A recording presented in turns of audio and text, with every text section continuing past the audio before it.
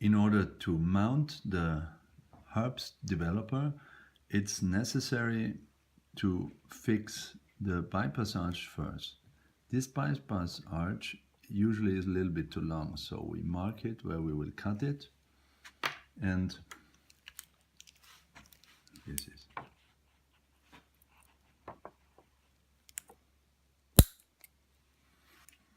Prior to insertion, it might feel necessary to bend the bypass arch a little bit so it is underneath the main arch. We now can insert it into auxiliary tube, and we find the hooklet right in position between the first premolar and the canine. We have a marking of the bypass arch. The one side is yellow, the other one is red. Yellow is for left and red is for right. This is easy to keep in mind which is the right side. So this is where we are going to do the next two bends. We can take this yellow marking off as we don't need it anymore. So we just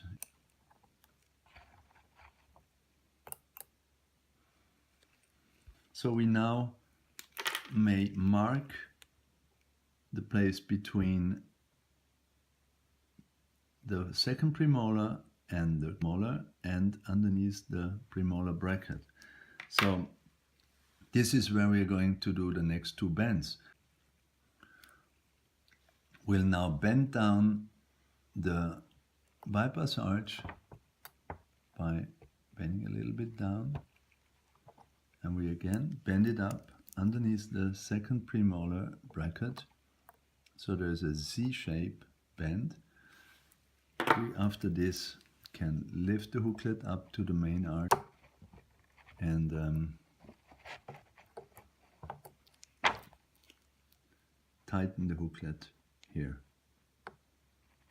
So basically this is it.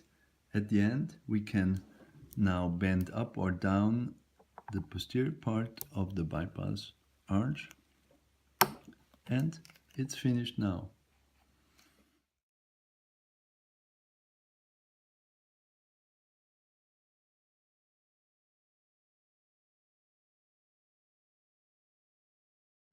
This is very easy, already ready for insertion. In case we would have to cut this, but normally it's not necessary. The inner rod is fixated with two elastics. We can take them off now.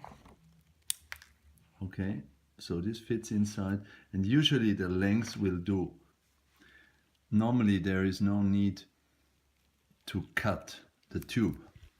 So now the device is ready, and it's brought in from behind into the molar tube.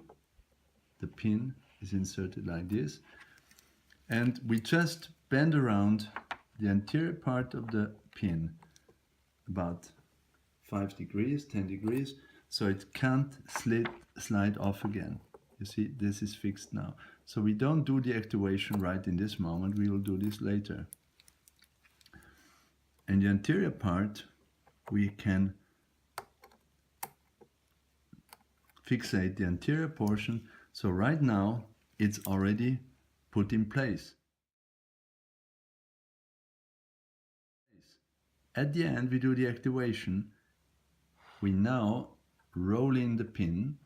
This is a very simple procedure. And at the end, do is put a little elastic on top here against the molar attachment, so it doesn't jiggle around in the back. What is important is this pin also serves as a security binding. In case of bruxism at night, when the patient tries to draw back the mandible, this pin actually will elongate and deactivate the Herbst appliance without breaking it.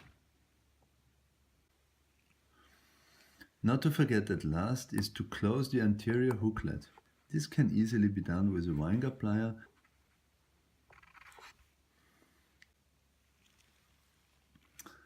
In the package there are activation modules set in place. They are taken with the plier, and in case you need to elongate the tube, you just put it onto the tube and close the plier, and the module is now fixated and elongating this distance.